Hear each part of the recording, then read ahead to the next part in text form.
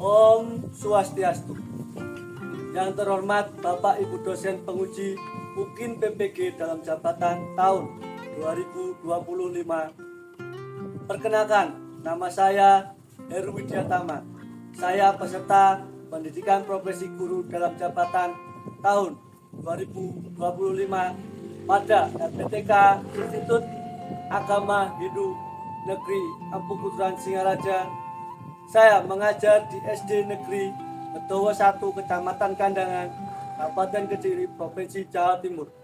Pada hari ini saya melaksanakan praktek mengajar ujian kinerja di kelas 6 pada materi catur asrama. Terima kasih. Om Santi Santi Santi Om. Selamat pagi anak. Pagi Pak. Sikap pada salam pengajar. Om Swastiastu. Om Swastiastu. Mana kabarnya anak? Baik. Sebelum kita mengawali pelajaran pada pagi hari ini, kita berdoa dulu. Tolong salah satu dari kalian untuk memimpin doa. Akan coba dipimpin doanya.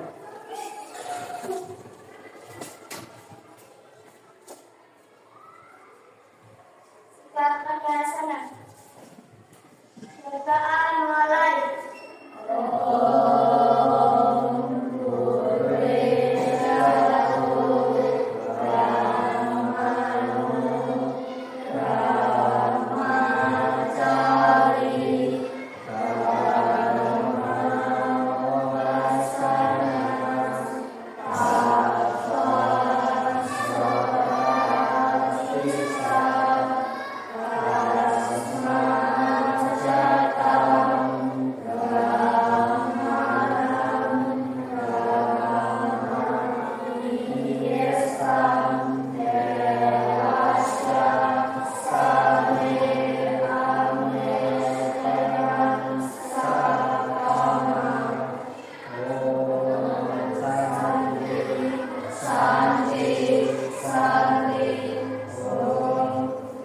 Terima kasih anak bisa kembali ke tempatnya.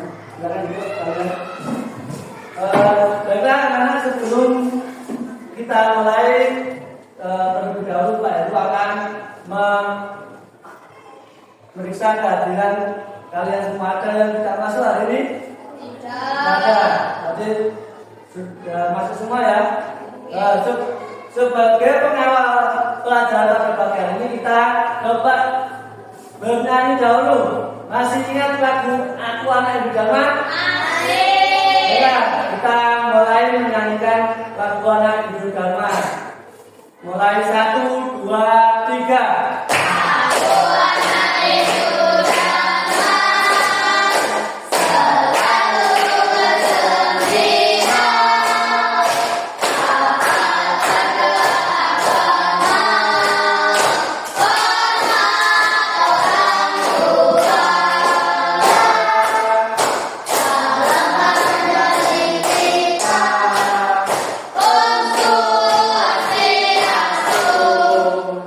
Baik, masih semangat? Tepuk semangat. Semangat.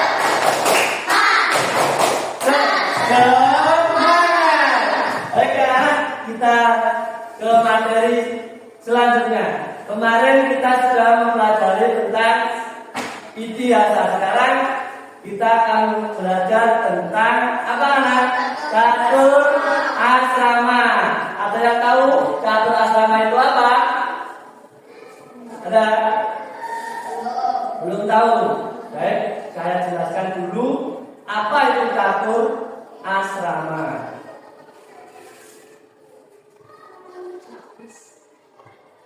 Sebelum menjelaskan catur asrama, saya akan menjelaskan tujuan pembelajaran pada pagi hari ini. Yang pertama itu menjelaskan makna dan tahapan catur asrama dengan benar. Yang kedua, mengidentifikasi contoh-contoh perilaku yang sesuai dengan nilai-nilai catur asrama dalam kehidupan sehari-hari. Yang ketiga, menganalisis relevansi catur asrama dalam konteks kehidupan modern. Silakan anak-anak mengeluarkan buku catatannya, bisa dikeluarkan. Saya jelaskan. Catur asrama itu dibedakan menjadi dua kata, catur dan asrama. Catur artinya berapa? 4. Dan asrama artinya tahapan. Jadi catur asrama itu adalah 4 tahapan hidup manusia dalam mencapai kesempurnaan. Jadi catur asrama adalah 4 tahapan kehidupan yang diatur untuk mencapai keseimbangan antara kewajiban, kemakmuran, keinginan dan pembebasan spiritual. Sekarang mengapa catur asrama itu penting untuk kita pelajari? Yang pertama, catur asrama memberikan panduan yang jelas tentang bagaimana menjalani kehidupan yang bermakna dan seimbang. Yang bermanfaat mengikuti catur asrama yaitu apa aja? Mengembangkan diri, memenuhi kewajiban, mencapai kebahagiaan dan mencapai sukses. Dan tadi kan catur itu adalah 4, berarti ada 4 bagian. Yang pertama yaitu brahmacari, yang kedua grihasta, yang ketiga wanapasta, dan yang keempat bhiksuka atau sannyasa. Yang bagian yang pertama itu brahmacari. Brahmacari itu adalah tahapan yang pertama, yaitu tahapan tentang masa menuntut ilmu atau masa belajar. Dan termasuk kalian ini juga masih tahap brahmacari. Terus tugasnya brahmacari itu adalah apa? Menuntut ilmu pengetahuan, mengembangkan karakter yang baik. Jadi dalam masa belajar, fokus kita adalah menuntut ilmu agar apa? Menjadi anak yang berguna. Jadi kalian di sekolah itu tugasnya hanya apa? Belajar. Terus tugas utama adalah belajar dengan tekun, menghormati guru dan orang tua, menjauhi perbuatan tercela, mengembangkan disiplin diri. Contoh dari tahapan yang pertama yaitu apa? Rajin belajar, mengikuti kegiatan keagamaan, membantu orang tua, menjaga kesehatan. Siapa yang di rumah sudah melakukan kayak gini? Nah, bagus. Kalau sudah rajin belajar, mengikuti kegiatan keagamaan, membantu orang tua, menjaga kesehatan. Terus kita lanjut di tahapan yang kedua, yaitu tahapan grihasta atau yang dinamakan grihasta asrama. Grihasta itu adalah masa berkeluarga. Dan setiap manusia pasti akan mengikuti tahap yang kedua ini, yaitu masa berkeluarga. Dan selain itu, kita kalau sudah berkeluarga harus saling menolong kepada tetangga, orang lain, itu wajib untuk menolong. Terus yang selanjutnya itu adalah tahap ketiga, yaitu apa? Wanaprastha asrama, di mana masa mengurangi keterikatan duniawi. Usia yang cocok masuk di tahapan ketiga ini yaitu usia 50 sampai 75 tahun.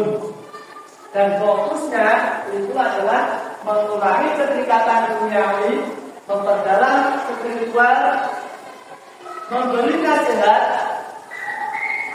dan bertugas meninggalkan kesenangan duniawi. Di dalam tahapan Mahapasta kita bisa mengambil contoh, yaitu dengan cara lebih banyak beribadah, membantu mengurus cucu, memberikan nasihat kepada anak cucunya, aktif dalam kegiatan keagamaan. Dan tahapan terakhir yaitu apa? Sannyasa asrama. Itu adalah masa di mana pelepasan yang sempurna. Sannyasa asrama. Biasanya itu usianya sudah menginjak usia 75 tahun ke atas. Nah, contohnya hidup sederhana, berkelana menyebarkan dharma dan membantu orang lain mencapai moksa. Nah, kehidupan orang itu tidak ada yang tahu. Kadang ada yang usia muda sudah meninggal, ada yang usia tua belum meninggal. Nah, ini sekarang lanjut ke relevansi kartun asrama di zaman modern.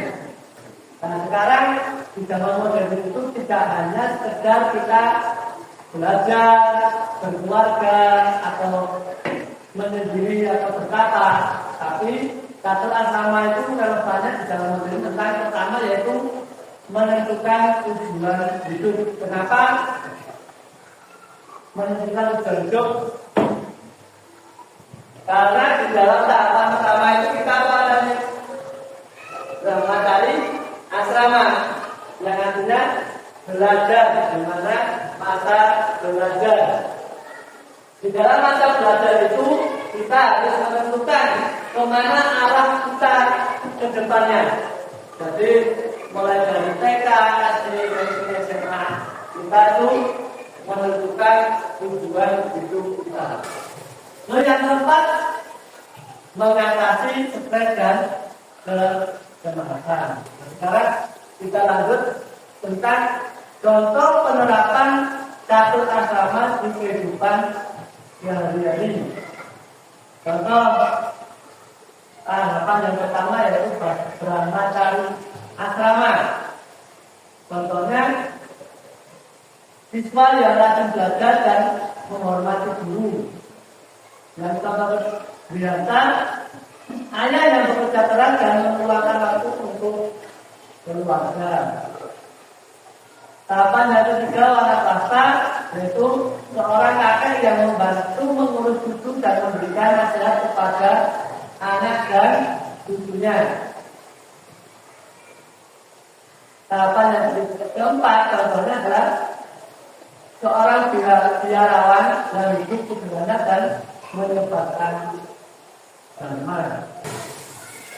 Nah, ini tadi penjelasan tentang catur asrama. Jadi kita bisa menyimpulkan bahwa catur asrama itu adalah panduan hidup yang berharga bagi umat Hindu.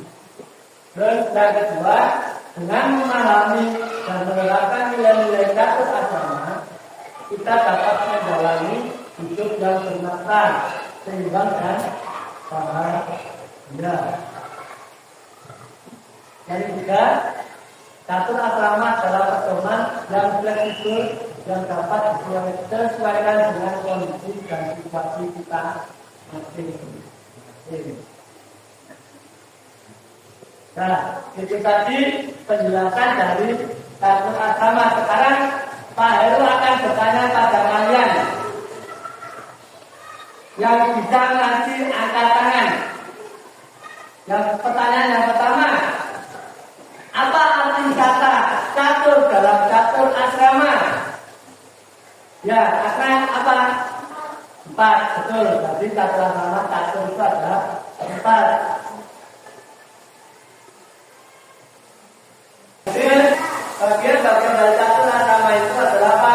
Brahmacari,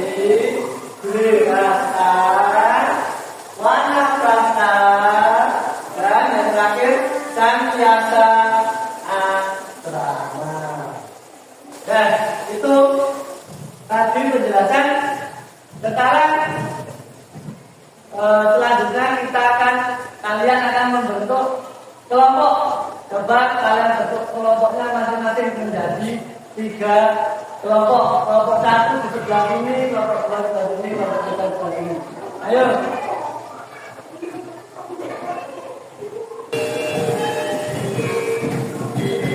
Sudah taruh nomor semua.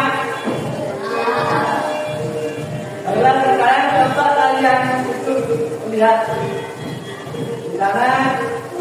Tugas kalian adalah memahami pengertian dan konsep catur asrama. Catur asrama. Baik anak-anak, sudah selesai mengerjakan kelompoknya? Nah, baiklah. Kalau sudah, coba salah satu kelompok maju ke depan untuk mempresentasikan kelompoknya masing-masing. Coba kelompoknya terima ke depan. Ayo terima. Coba presentasikan apa yang tapi aja yang laporan. Ayo. 1. Menjelaskan makna dan tahapan catur asrama dengan benar. 2. Mengidentifikasi contoh-contoh perilaku yang sesuai dengan nilai-nilai catur asrama dalam kehidupan sehari-hari. 3. Menganalisis relevansi catur asrama dalam konteks kehidupan modern. Catur asrama adalah 4 tahapan bagian-bagian brahmacari, kasta, wanaprastha, visuka, atau sains. Ya, tepuk tangan untuk terima. Penjelasannya kelompok dari kelompoknya terima. Baiklah, setelah kita mengerjakan tugas kelompok, sekarang kalian dan tugas untuk menjelaskan materi yang sudah saya berikan. Ya, ayo silakan dijelaskan. Ada apa, Mas?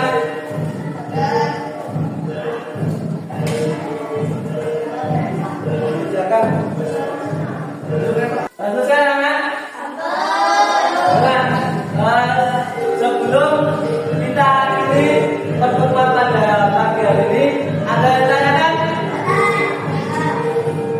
Ada tangan yang mau bertanya? Ya tadi tanya apa? Apa tugas utama seorang brahmacari? Apa tugas dari brahmacari tadi? Siapa yang mau menjawab? Ya, memang apa? Belajar dan menuntut ilmu serta hidup disiplin dan berbakti kepada guru. Betul, kan? Betul. Siapa yang? Ada yang tanya lagi? Jangan ada tanya apa, Mas? Apa tujuan dari asrama wanaprastha? Apa tujuan utama dari wanaprastha? Ayo siapa yang mau jawab? Ya, kita lagi.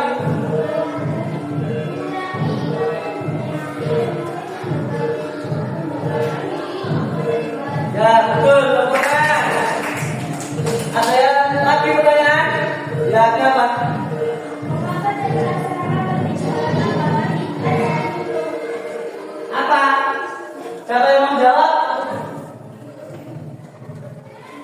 Ya, saya pesan. Karena membantu manusia menjalani hidup secara seimbang sesuai dengan tujuan hidup spiritual dan duniawi. Ya, betul, teman-teman. Ada yang tanya lagi?